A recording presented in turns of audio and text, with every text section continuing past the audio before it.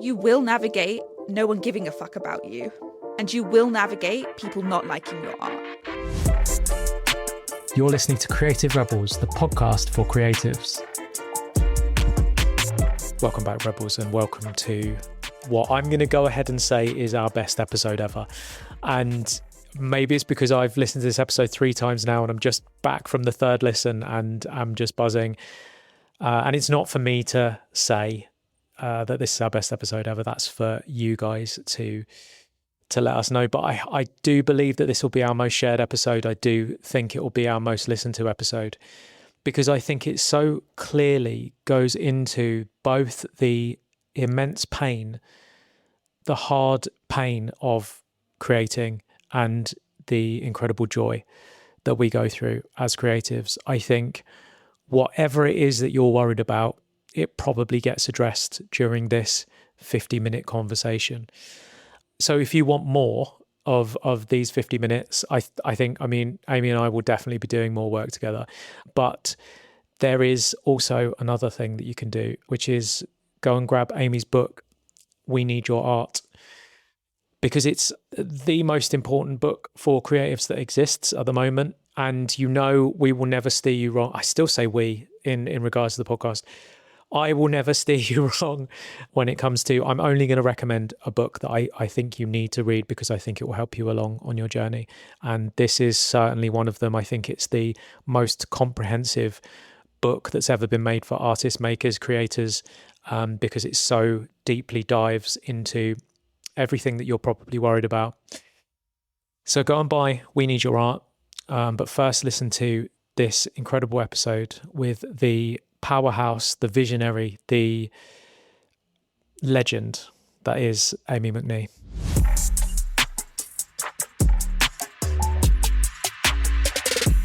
Welcome back to the show. Welcome back, Rebels. Today we are welcoming Aimee Mcnee, who is a novelist. She's a speaker. She's a creative coach. She swears like a sailor.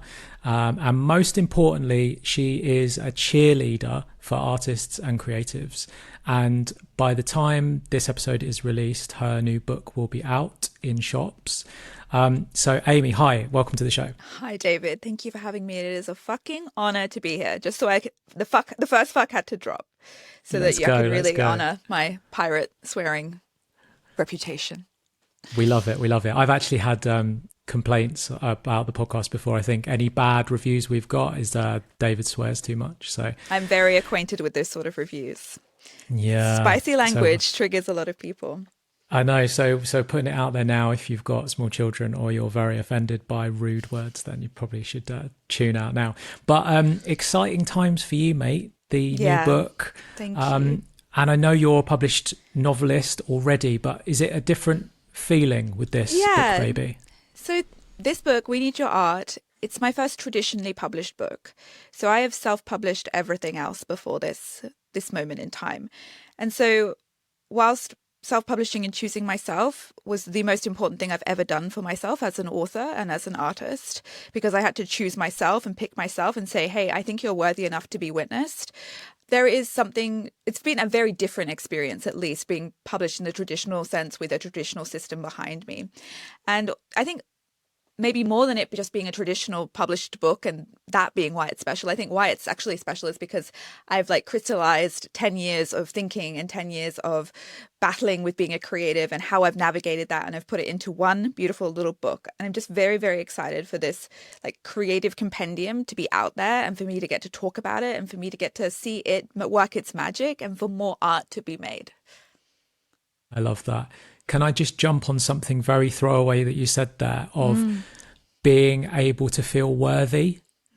Have you not felt worthy for a long time? I think it is inevitable that we're going to doubt our worth if we dare to do something as brave as make art.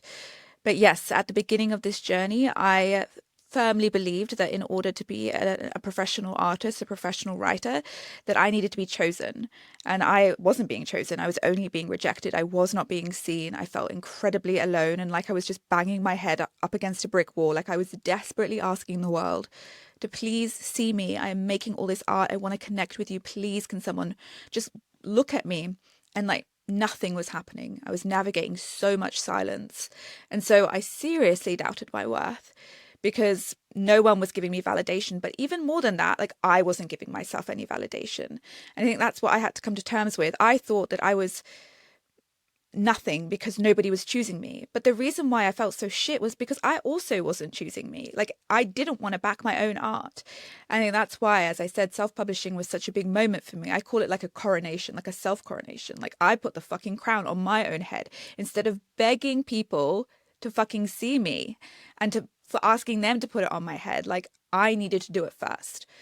And I'm so grateful that I did, because I see a lot of artists who are in this pattern of they just need the external validation. They just need to be chosen. And even if they're very, very successful, it's never enough because they never chose themselves. Yeah, it's an age-old story, isn't it? And I think it's playing out so much at the moment with the billionaires who are literally having breakdowns in front of us because they have got all of the external validation and all of the money in the world, and it's still not enough. I love that you made that connection. You're right. We're seeing it.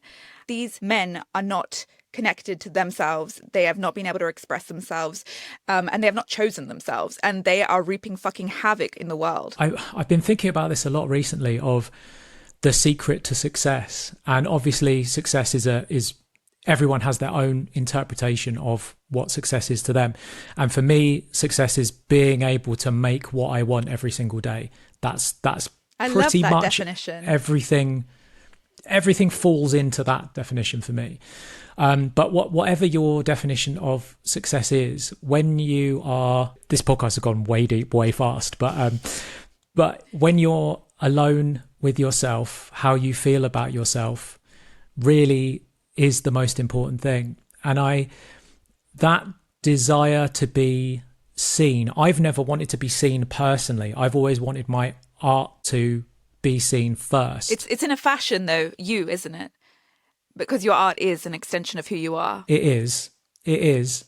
But as a street artist and a graffiti artist, for the first 10 years of my career, it was the art was left behind and there was no face attached to it. And it took me a lot of courage to put my real name down on my street art account when I first started making my work that I'm like most well known for, and to sort of step beyond a pretend pseudonym or like a faceless, and actually be like, this is the person behind the work. That felt very vulnerable. And the fact that I was making work in neon pink was also another vulnerable thing. As soon as you're okay with like yourself as a person and you believe in the ideas that you have and the work that you're making, it's like, I don't know why this pops into my head, but Doechii, have you seen she you can't say shit to her, you know? Like she's so in the zone. She is so hard who she is, and it's like undeniable. Yeah, it's a really beautiful, she's so confident that this is what this is how I'm going to put myself out, and that's what I'm trying to do. And I probably stumble along the way, but I do really feel like over the past few years I've been able to put my authentic self out. I hate the authentic thing because it's obviously, but I do see what you're saying. What a fucking beautiful journey. When I first started speaking about my creative journey as a writer, I was also anonymous, so I really resonate with that. And I started my Instagram Inspired to Write, and I was like, I just want to document what I'm doing, but I don't want anyone I know to know that it's me. And so I spent maybe 5 hours going through Instagram, finding anyone I could possibly fucking think of and blocking them, because I needed a safe space to grow and a safe space to do what I wanted to do without me being attached to it. And I'm proud of both of us actually for doing what we needed to do, because maybe without that anonymity, we would never have made the art.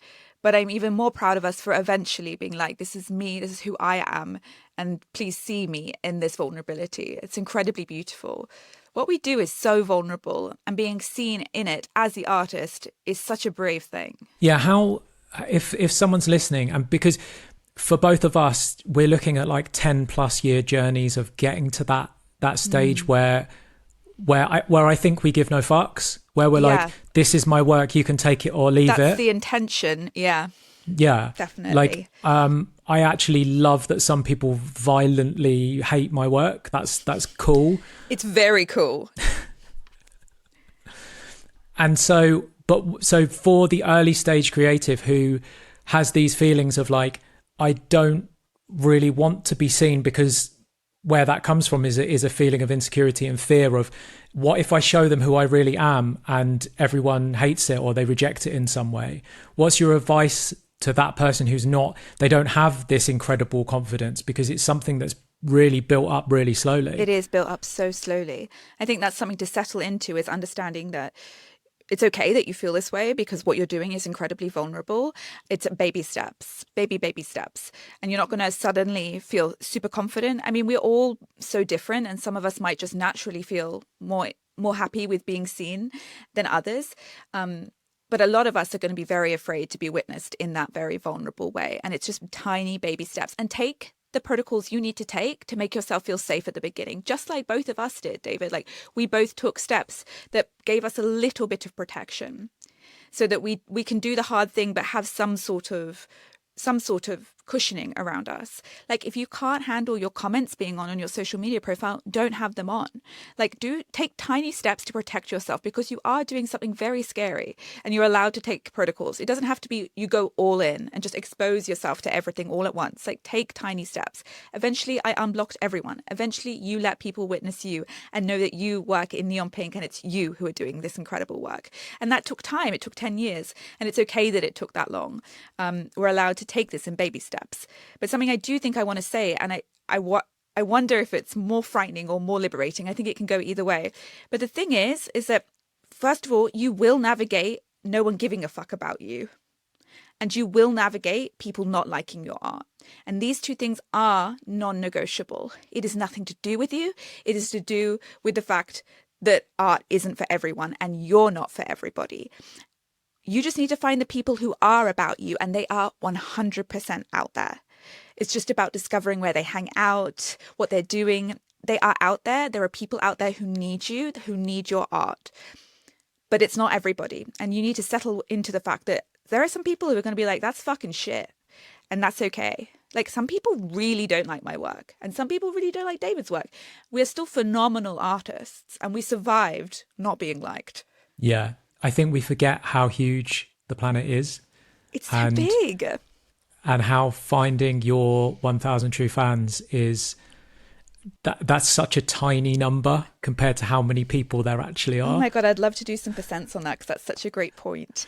I think the most beautiful thing about being an artist, and it's not a story we're told very often, is that we don't need to be huge. We don't need to be Taylor Swift level. We don't need the world to fall in love with us.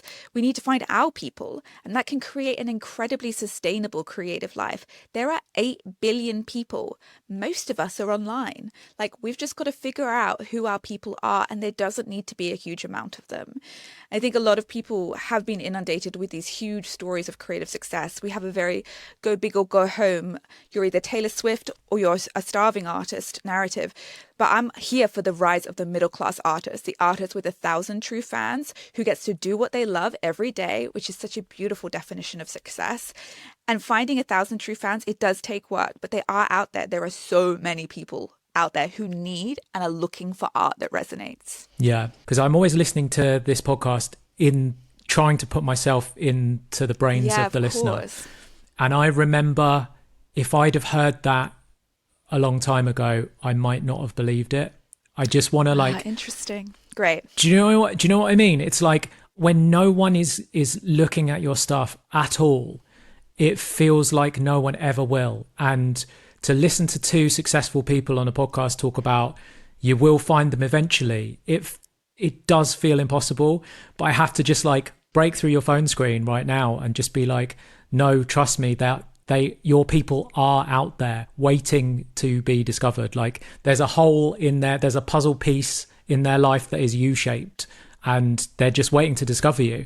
And you've heard me talk on this show about flags a million times. Like, they just haven't discovered your flags yet. And the more flags you put out, the more chance it is for you to find one person who then will tell their friend that they really like your stuff. And it's just this gradual process, but it does happen, but it doesn't happen if you stop making. Oh, that's so beautiful. Right? Because I think there's something about consistency that people find really comforting. We've been let down so many times by, we've believed in someone in the early stages of their career and then they've just disappeared on us. And then, so it's the consistency of knowing I'm in on the early stages, but I can see that you want this, and I can see you're testing your ideas, and I can see this is going somewhere. That for me is like the most exciting point to follow a creative. Yeah, how beautiful. I have like a million things to say to this, and you said like a dozen absolute bangers. I first of all want to just come back to what you said at the beginning, like with people not believing that I'm talking to them. I am like, please hear it in my voice. I am talking to you. You have people out there who need your art. The silence, particularly, like, I think bad feedback is better than silence. Silence is very, very hard to navigate when you're just giving shit to the world and there is no response. I write about it extensively in We Need Your Art because I think for me it was traumatizing. Like, I found it like traumatic to constantly be putting myself out there and constantly receive nothing. So I never want to underestimate how hard that is to navigate. But I owe everything to the artist that withstood the silence. I owe everything to the Aimee who just kept creating in the silence. I am indebted because she just kept going, and she had no reason to, but she just kept going. And I truly, like, shivers erupt when I talk about that version of myself. I'm so proud of her. And that's right, David, like, because I just kept creating. I had this huge feeling of stagnancy for most of my 20s. I was like, everything I do, like, nothing is working. I'm so stagnant. Why can't I get like a cool email that's just like, hey, I want you to have a book or whatever? But there's no such thing as stagnancy when we are creating. If you are making things, you are in momentum. The world is moving forwards. Synchronicity will happen. Magic will happen. And that's the beautiful thing about being an artist is nothing will stop. You will not be stagnant if you keep creating. Creativity is momentum. And I didn't realize that because everything felt so sluggish and slow. But we need, and I do find that artists really fucking freak out when we talk about consistency. There is a very, very beautiful thing to just consistently showing up for your art. That doesn't mean you don't take breaks. Consistency looks different for everyone, but it does need to be some sort of relentless devotion to the arts. Yeah, I feel for me that's where the growth happened. That's where everything started to turn around, and it turned around for me first because of the joy I get from making, and then that then has turned into this thing that I can do with my hands that now brings light to other people. And there is no greater feeling than someone sending you a selfie of them in front of one of your murals, or it's like I think we create first for ourselves.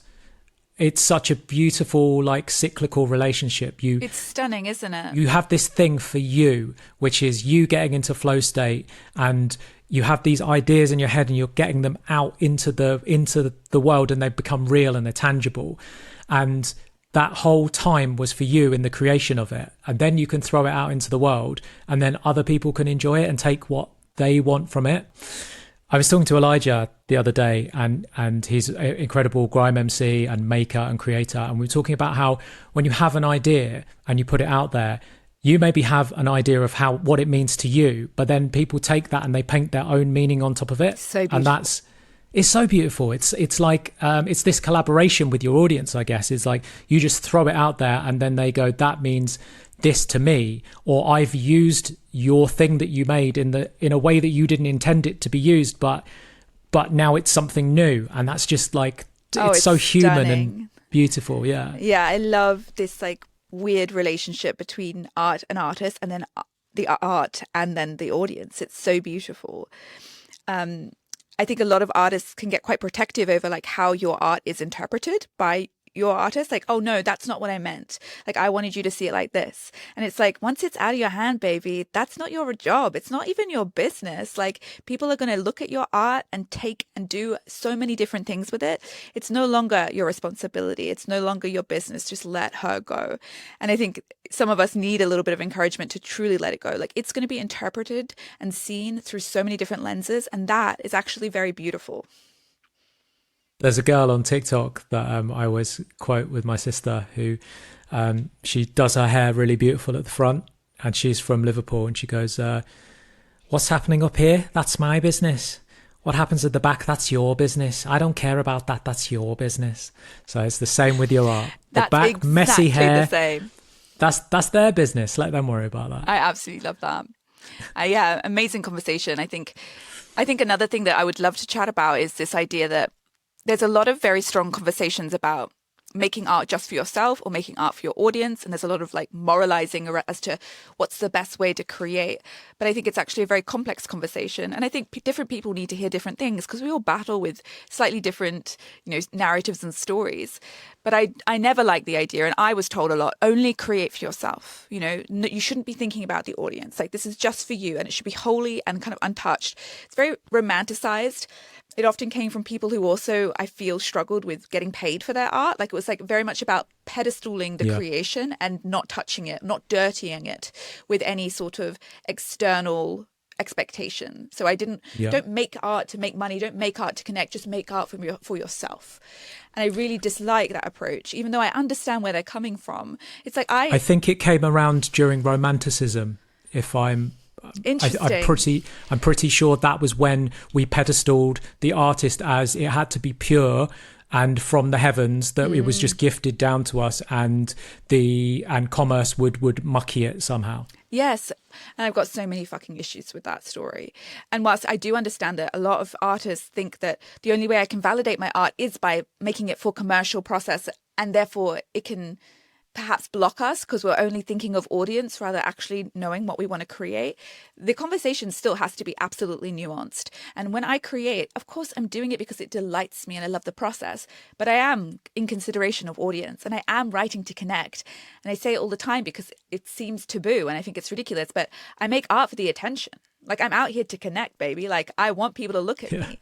And I want to make sure that people can claim that because I don't want this purified, almost sanitized version of what art should be to be the norm. And I think it has been very popularized. I see a lot of Rick Rubin quotes, which have been kind of taken out of context that are used and pedestaled again to say, you should only think about yourself when you create. Don't let anyone else's opinion or thoughts into, like, as if we could ever do that anyway. I 100% agree. And I've actually got a few beefs with our Lord and Saviour Rick Rubin. I have beefed with him too. I'm so glad to hear it. So like I have said historically on this podcast, as everyone knows, before the Act of Creativity came out, for years I've been saying number one guest would be Rick Rubin. But there are so many things in the book that are just red flags for me that I just fundamentally don't believe in. And this is a man who has made some bangers that we all can agree are bangers, and there's no way that was just made, there's no way that's made without the thought of the audience. Is he a billionaire?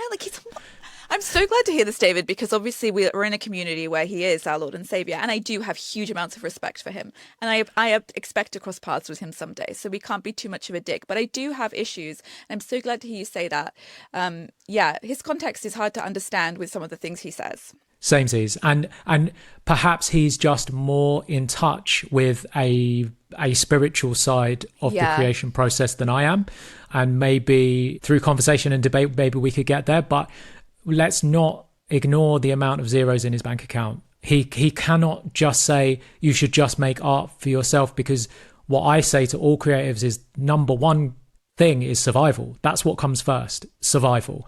So whether that means taking a brand deal with a brand that you don't particularly love, whether it means working in a coffee shop part-time, whether it means putting your prints on sale, whatever you need to do to survive, that's okay. And I've been there and I've made those compromises and I've made those sacrifices and I've done all of the things that we need to do, and that's okay.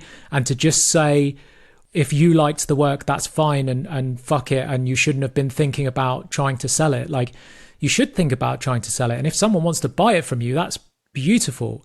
Like where we were saying before of what's for you and what's for the audience, your process will always be for you. And that time that you spend and the time that you get yourself into flow state and all the wonderful things that are happening into your brain, as you're getting those ideas and you're making them tangible, that's for you, and not, you can't really share that with No, you anyone else. can't. How beautiful. It's so intimate. It's gorgeous, and it's one of the most beautiful things that happen to your body. But I know there's one specific artist I know who I know he doesn't enjoy his process, and I know he's trapped into this cycle of, I have to make this work that I don't enjoy, and that's a very difficult place to be.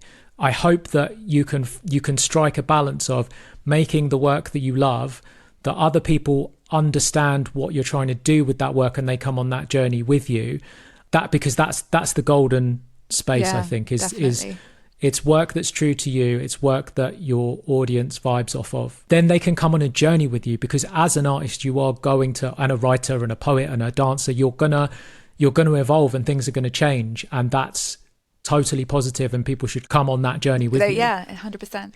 I also speak with a lot of artists who have feel that the work that they're doing now is just for survival and is very taxing on them, and that's very painful. I think a very painful place to be in, especially because so many of us run from traditional work, and then we use our art to create incredible lives for ourselves, like we try and make money through our art, and then for it to be soured like that is incredibly difficult. And so I also have beef with, and this is another shocking one, Elizabeth Gilbert. But she often warns against this as well, like that expectation of money on our art, and she's like really big on not doing that. And I can see where she's coming from, because you do get these artists that are stuck. But I just think it's deeply condescending. Again, she must have made millions of dollars from her books. And I think there is another conversation to be had about like your relationship with art and your choices. Like, it's a more complex conversation than whether you just monetize your art or you don't. Like, it's just bigger than that. And to hear from these greats, it's just, I find it deeply condescending. Yeah. Can we then talk about when you were unemployed or waitressing, and that early stage, like what the conversations were in your own head around making work during that time? Yeah, they're not pleasant. I was in a very, very dark place. So I was doing any sort of work, waitressing. I was a personal trainer for a bit of a rogue move. I was in finance for a bit. Like, I was doing some really random stuff. But I knew I didn't want a job. I was looking around at all my friends who were becoming lawyers and going into marketing. And I was like, why are you all happy for this to be the rest of your life? I was like, I have stories to tell. I want a beautiful fucking life filled with art and creation. I cannot do this. And there was an incredulousness, but also a deep shame that I couldn't just cop it. Like, I couldn't just do what they were doing. I felt like I wasn't growing up right. I thought I was like a child that wasn't able to deal with the adult world. But I didn't want a job. I just didn't. I didn't want to do what they were doing. I wanted to make art. And so I had this very stubborn drive within me. So I would take these jobs that I knew were only for, I told myself, like, we're going to take them so that we can survive, but we're going to make this writing thing work. I want to write for a living. I want a life filled with art. And I want my art to make me money so I can support myself. And as you say, like, I want to make money so I can make more art. Like, that was the dream. So I was doing all these jobs, and then I became unemployed, and the shame was diabolical. I hated myself because I thought I was so lazy and such a piece of shit because I just couldn't get a regular job and be a regular person, because I had this deep calling towards something greater, towards something beautiful, because I demanded a life that I loved. I demanded a life filled with art. And that to me felt so, I felt like the world was saying, oh, well, lucky for some, like, oh, good for you, but the rest of us have to work. And that shame led me to quite bad depression, if I'm honest, because I just couldn't deal with my reality each day. And I was living in a funny duality where I was so stubborn, and I was desperate to make this writing thing work. Like, I was not going to give up. So every day I'll be like, this is what I've got to do. This is my purpose. I've got to find a way to make writing my income. And at the same time, there was a very strong voice saying, well, that's because you're lazy and you're a piece of shit and you can't just be a real grown-up adult like the rest of us. And so that was very hard to navigate. I found journaling in 2018 when I lost my final muggle job, my regular job. And journaling was really how I turned those narratives around, because they were incredibly entrenched. And I feel today, as a full-time writer, I was going to say entirely free of them. I'm very close to being free from those narratives. They can creep up on me every now and again. I've never done journaling. David. What should I do? You know, people are like, would you recommend everyone to journal? I'm like, we all have different ways to process, but for me, journaling was a way, I mean, it 180'd my life because I was able to witness the way I spoke to myself. So I was literally writing stream of conscious, just dictating the narrative onto the pages of my journal. And I do it to this day. I started on April 16th, 2018, and I've journaled every single day since then. It's something like 2,200 and something days. Is it because it was just such a pivotal thing that happened you've remembered the date? I have all my journals, so I've got them right on my desk. You just go back to the first one, April 16th. I didn't stop. Wow. So there's the consistency. I mean, just writing, and how much of the journal becomes your work? People often ask me this. None. It's just me and Okay, my bullshit. interesting. It's just me and my bullshit. Interesting. Every day, it's like a meeting with myself, and I'll just spew. I mean, obviously, it's integrated into my work, I'm sure. Like, it's the becoming of me on these pages. It's me understanding myself. It's me rewriting narratives. I'm not pulling anything and putting it into anything else. Yeah, that's interesting. Yeah. Because when we were talking earlier, I was thinking, like, I always have to have something that will never be monetized as a creative escape. Yeah. And I've got a friend who every hobby that he has ends up becoming a career or like one of his side hustles, or has to be monetized. That would drive me insane personally. I think it drives him a bit insane because he has this thing that he just can't turn off of. It's a waste of time if I'm not giving it out to the world in some way, and his I guess his love language is receiving payment for things. Interesting. I have this feeling, and it's a generalized, that a lot of the time men need to be told that you don't need to monetize your art as much as you are, and women need to be told that they're allowed to. And I feel like we've been brought up culturally and conditioned in our genders culturally as men. If you want to do something as frivolous as making art, it better make money. And women are told, oh, that's so nice that you're playing around with those things, you know, as an extracurricular activity. And it's like they're not taken as seriously. I don't know. It's interesting. But I do see a lot more men monetizing way more than I feel like maybe they should. So they've got nothing for themselves. Yeah, completely agree 100%. And I think it's so interesting what you said before about the shame around it. I remember a long time ago we interviewed Reggie Yates, and he gave this like beautiful motivational speech, like that basically if you've got a dream, keep making your stuff and you'll achieve your dream. And someone in the comments was like, but if we all did that, then there'd be no infrastructure and the whole planet would fall apart. And I do totally understand the idea of... No, I've got shit to say there. Yeah, good. I do totally understand the idea of the shame around having the audacity to go, I don't want to sit in a cubicle for the rest of my life. I've told this story on the podcast before, but when I met my mentor who taught me how to spray paint, he said something to me. He said, I'm never getting a proper job. And we were 18, and I just thought he was the coolest. So I then took that as my mantra, like Paul says it, so I'm going to say it. I'm never going to get a proper job. And then I never have got a proper job. But at times I did have to have like little part-time jobs and stuff in order to not die. And every time I took one of those little jobs, I would look at the people who'd been there for significant stretches of time. And I mean, 99% of the time, maybe every now and then I would meet one person who was like, I love this and I finish at 5 p.m. and I go and do these things, which is great, and everything is fine and everything is great. But 99% of the people that I would meet would be unfulfilled and had been in the same place for so many years that it was just this relentless grind of, I don't know what else to do. I just have to do this thing. And I looked at them and I just said, that could never be me. I could never do that. But then I had to weigh that with the shame of going, well, fuck you. I want more than you have. Do you know what I mean? Yes. Like, we're demanding more, and not everyone is demanding more. And like, why do I deserve to demand more than when someone else does? Yeah, these narratives were huge for me too. But we were leading the way. And I believe that. Like, we lead the way and we give permission. What I like to think is that we have a really low tolerance for suffering, and we're quitters. Like, we were done. We couldn't handle it. And like, in that way, we were weak. And I'm sure a lot of people would see us as weak. We couldn't tough out the real world. But it's like, thank fuck, because it sucked ass and we have better things to do.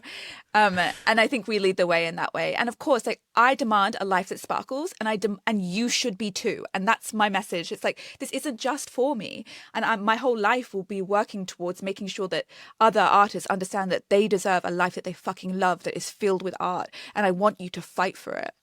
But this topic of work has been super at my heart recently. I shared a Substack essay the other day, and I made it into an Instagram post about just how I didn't want to work. I've never in my 10 years on the internet had something resonate this much. I have been inundated with highly emotional responses, mostly from artists saying, I've never been able to say this out loud. I've been so ashamed, but I don't want to work. Because our work culture, it does suck. And most of our jobs, especially corporate jobs, are literally meaningless. They're bullshit. Yeah. And coming back to what you said at the beginning, if everyone discovered their dreams, then what would we be doing? We're in a culture where most of the jobs that we do, they're not needed. And we're moving into a world where with AI, so many jobs will not be needed. But as a society, we cling to the idea of employment because I don't think we know as humans what to do with spare time. We think that a world without work would be catastrophic. But there are ways, and we should find ways to this is so controversial. I'm only just getting my thoughts around these opinions. We should be moving towards a world with much less work, where we have time to delight in our curiosities and have time to go out for coffee and have time to make art, because we are actually, most of us are doing bullshit jobs. Hard agree. And what like it would just unlock so much, because I think over the past couple of years I've started to like work out what my purpose on this planet is, and I've got a residency at a university coming up this year. Cool. And like I've got all of these like fun projects and everything coming up, and it's like that's the one thing that I'm most excited about, is being able to, and I suppose it's why I do this podcast, is like being able to talk to these young artists and just like try and take my brain out of my head and put it into their heads and just go, yeah, do you know what, it's going to be fine. And I was thinking about like what I could say to them, because I just want to sort of grab them and shout into their ears for 6 hours. And I was like, but you can't do that. Like everything that you talk about, like there's so much to it, and there's so many chapters.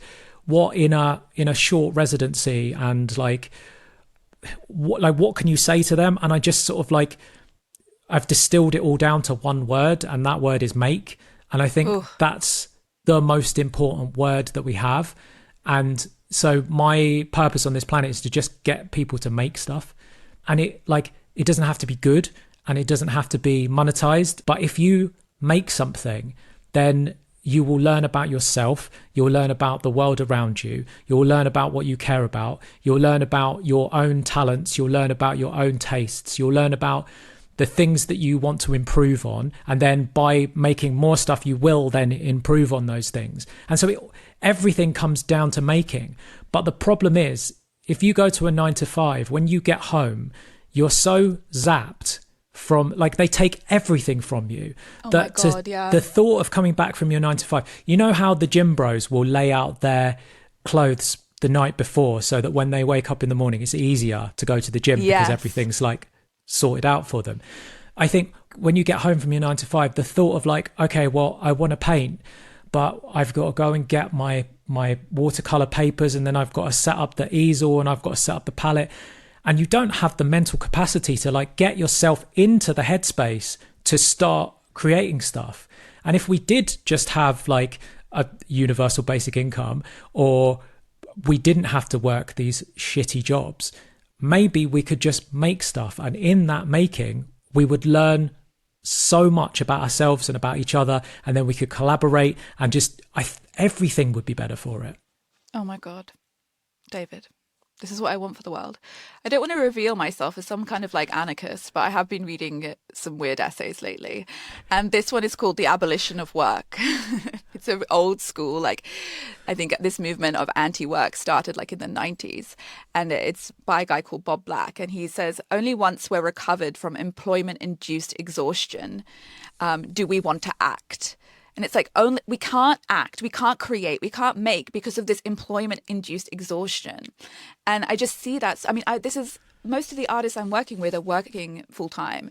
The exhaustion, and it's not just from having work from 9 to 5, but having to give yourself to something you don't believe in is exhausting. And I know that from being in finance. That sucked. I was never more tired than when I was doing those kind of jobs, because what the fuck was I up to? It was so draining for me. And I think we have a system that actually traps artists into systems of exhaustion and systems that take all their energy, and so we cannot create. And, you know, artists have this like lust for life and this lust to make, but the systems we live under like squeeze it out of us. If I was to get super tinfoil hat conspiracy theory, I sound so mental saying this, but like, by stifling the creativity, we stop people asking questions. And I think that, I mean, that sounds so ridiculous that you would want to suppress. But I do think like the way that we deprioritize art as you go through school, and we now got this like new generation of kids who like can't be surgeons because they can't use their hands properly because they never learned how to cut and paste and make scrapbooks when they were kids in school, and expecting everything to be made at the touch of a button by AI. We're not making a generation of people who are like getting deep into the process and building their talent over many, many years and creating and making loads of mistakes to go along their path. And we're zapping out their curiosity. And by doing that, they just accept what's placed in front of it. I think, and that's why I love apps like TikTok that I think have just really opened up these conversations. And we're communicating more, and we're putting our ideas out and making people more curious, and making them stop getting caught in that system of like, this is how it is, this is how it's always been. You know, there's much to say. There's a whole podcast episode, well, there's like a bajillion about the internet and artists and like the gives and takes, but we're talking to each other now. You can't stop us talking to each other, and artists have a voice, and we are speaking to one another. And we're saying, and as I've seen from this huge response I got the other day, people fucking don't like the way they're living. And like, I want change for us, and we deserve change. And I think that's something that maybe is almost a greater barrier, is like making sure that these people know that you deserve better than a job that fucking sucks, that drains your soul. You deserve better than a job that's Like, you deserve a life that you love, and you deserve meaning and purpose and art and creativity. And we need to understand that so that we can start fighting for it, because we won't fight for what we don't feel we deserve. And I think we need to know that we deserve a very sparkling, beautiful life. Amen. So in order to get to that stage, if we're accepting it's okay to have an income in from your creative practice, what are some of the hang-ups that you're seeing that creators have around selling, that terrible, dreadful word that we must all hate? Fucking, let's just say we love it. Love the word selling, love the word marketing, branding, love. I mean, obviously it gives me the ick, but I'm really trying to move the needle there. I speak to artists so often, and what they say is this. They say, I love the process. I love creating, but I'm not a marketer. Like, I just don't know what to do. I can't sell. And I'm like, shut the fuck up. I have no time for it. Artists are incredible marketers. I think what a lot of these creators are saying is, I'm scared. I love creating, but it's scary to put my art out there.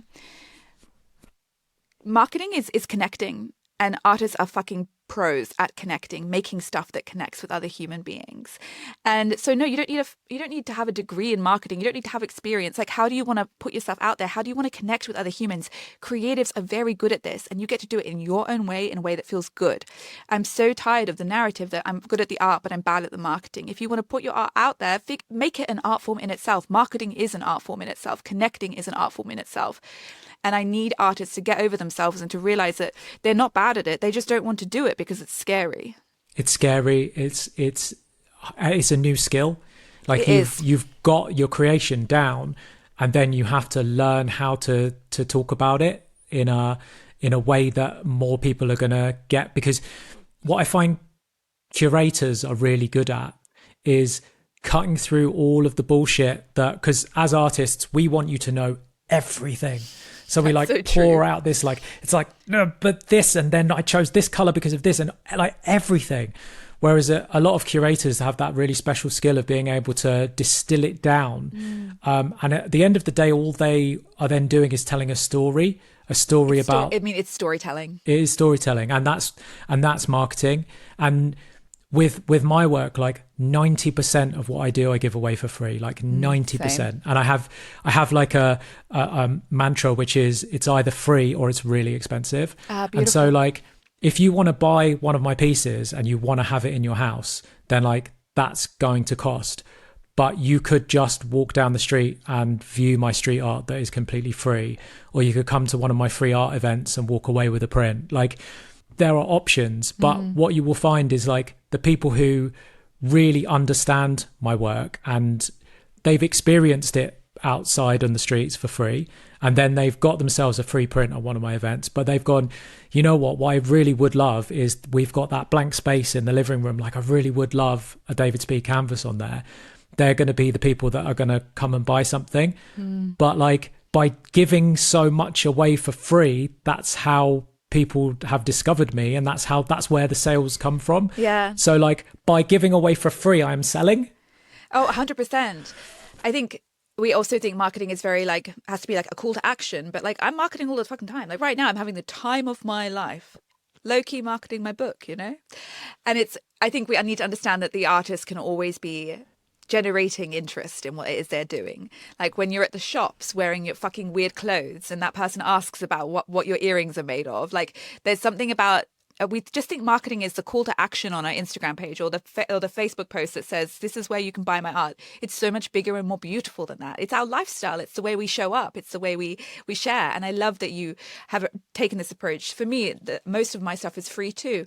And that means that, you know, all of these things that I give and I generously put out there, like, yeah, it's free, but it's also how I build trust. It's how I build relationships. It's how I build recognition. And it's so worth it to me. Like I wouldn't change it. I think a lot of slack gets put on people who give away a lot for free. You get a lot of those like financial coaches who are like, if you give something away for free, then it means you don't value yourself. It's like fucking load of wank. Like, do what works for you. Like if it doesn't feel aligned with you, don't do it. But for me, I've built my writing career on free shit. Same. Built my whole career on free work. Yeah, 100%. When you say like link in bio and this is where it's available for sale, that is marketing. And what happens is that doesn't work.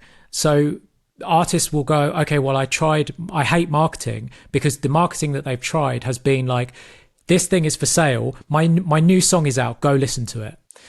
And it's like, then no one listened to it. So it was marketing, but it wasn't storytelling.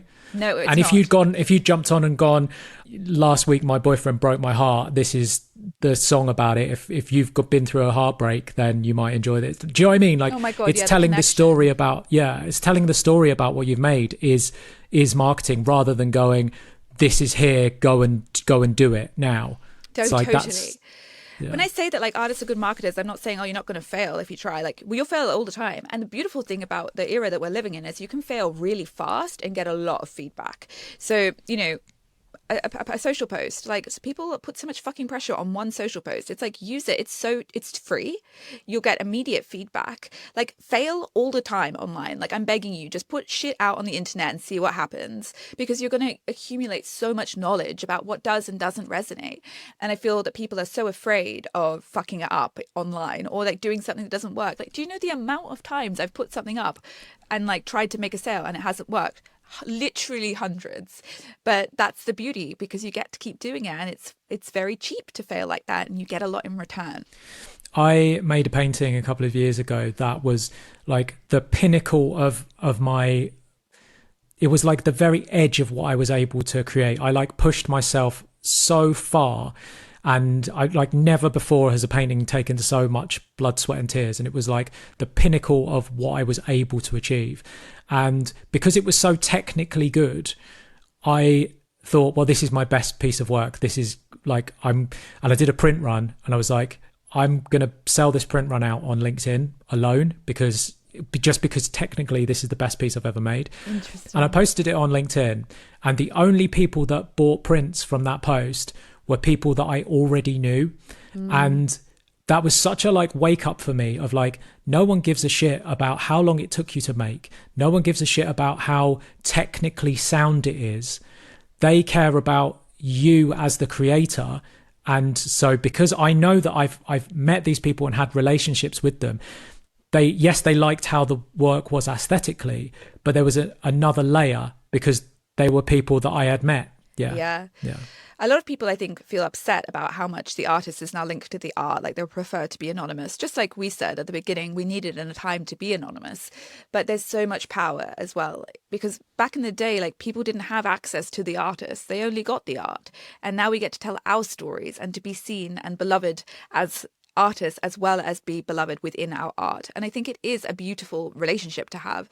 And I do want people, I mean, we've got to have boundaries around it and we don't have to give everything to our audience, but I think it is beautiful when people get to invest in you, the creator, and people want to. And let me tell you, as AI goes further down the line, people are going to want to do that more and more, invest in human artists and really get to know the person behind the creation they want to invest in. Yeah, everyone who is really like scared of all these AI, I'm like, this is great because I'm telling you, we're going to have, it's going to up our value. Exactly. Like the very fact that a piece that you spend 6 weeks on and it's blood, sweat and tears and there's little mistakes in the work, that's what's going to make it so special. People are going to look at AI stuff that was made in a third of a second that's the same quality or higher, and it just won't mean anything. Our stories are going to become so valuable. So lean in. Like, this is almost like, I know a lot of us are scared and I want to validate the fear because it is scary. But I think that a lot of us could really lean into what's happening in the AI space and recognize that our stories and our humanness has never been more important. So let's start telling people about who we are and who the artist is. I saw the most hilarious Instagram post the other day that someone has invented a wall printer. So it's this big machine and it runs alongside the wall and it works like a printer in your house would, connected to your computer, and it runs up and down the wall and it prints this like perfect image. And I think if you search wall printers, you will literally find it. I think they're called wallprinters.com or something like that. But the guy on there, the guy who owns this business, he's really trying to like set up the franchise of, do you want a business for your local area that's guaranteed so much return or whatever? He's real like, are you an entrepreneur looking to set up a new business? Try these wall printers. And then there's a few people in the comments who are like, this is putting artists out of work. And I just think like anyone who's thinking of getting a mural wall printed by a wall print onto their wall, were they ever going to get it? Your client in the first place. It's like this technology is really interesting and it's fun to look at, and maybe there's some aspects that we'll be able to bring into our work, but it's not ever going to replace something that was made by a person. It just can't. And I mean, AI is so terrifyingly accurate, but I think now like the stamp of this was made by a real person really means so much more than it ever has. So much more, which is so beautiful. And I think we're definitely going to have issues, and I think it's going to hit some industries harder than others. But we are the absolute fucking kings at adapting as artists.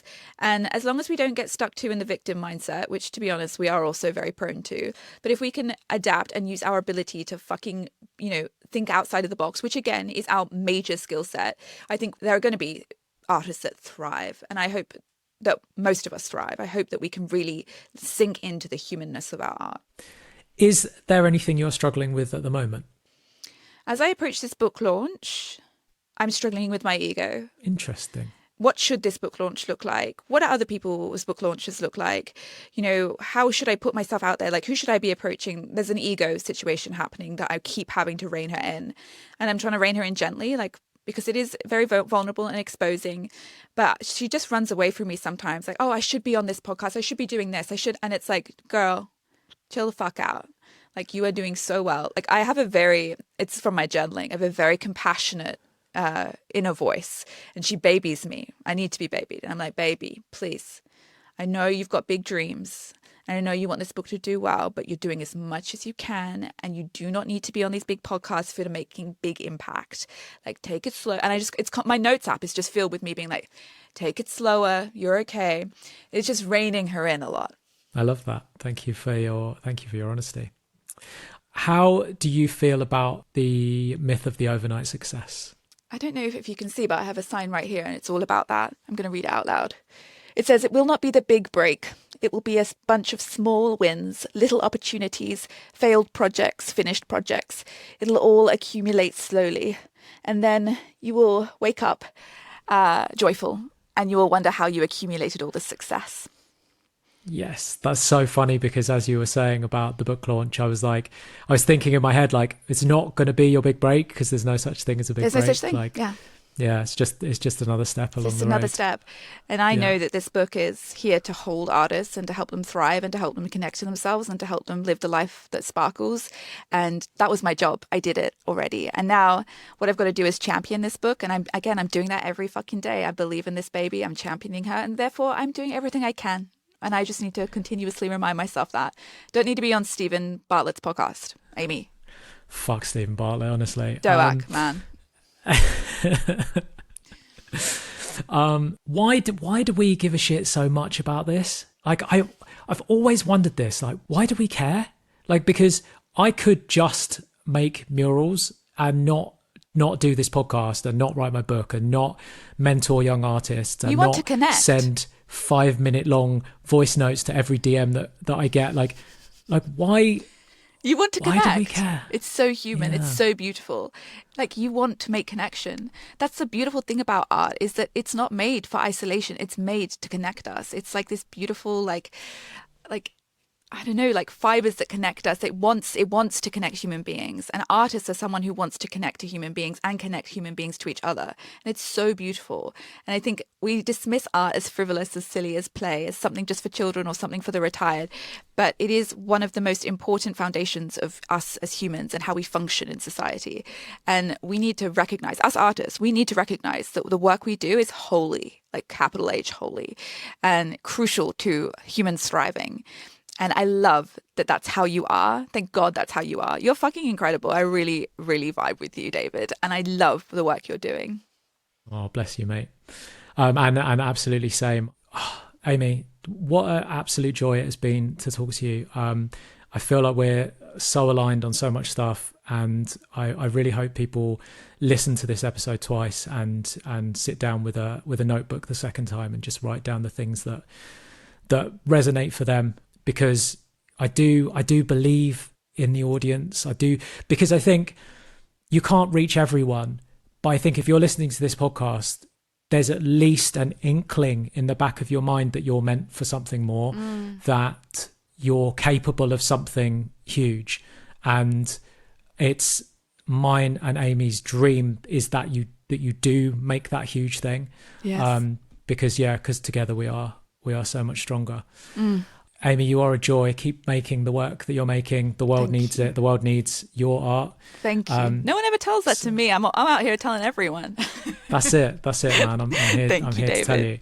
So the book is called "Shut the Fuck Up, Give Me Your Art," or something like that. If they'd let me, I would have done it. We need your art, and the English, they let me swear. It's called "We Need Your Art. Stop fucking around and make something." Amazing. That's what you should all need to do. Go and buy Aimee's book and shut the fuck up and start making something. We love you. We love you. And we'll speak to you soon. Thank you, David. Do you know someone who would benefit from listening to this episode? If you do, share it with them. This podcast literally wouldn't exist if it weren't for the paid subscribers over at creativerebels.substack.com and for the team at Joy Collective.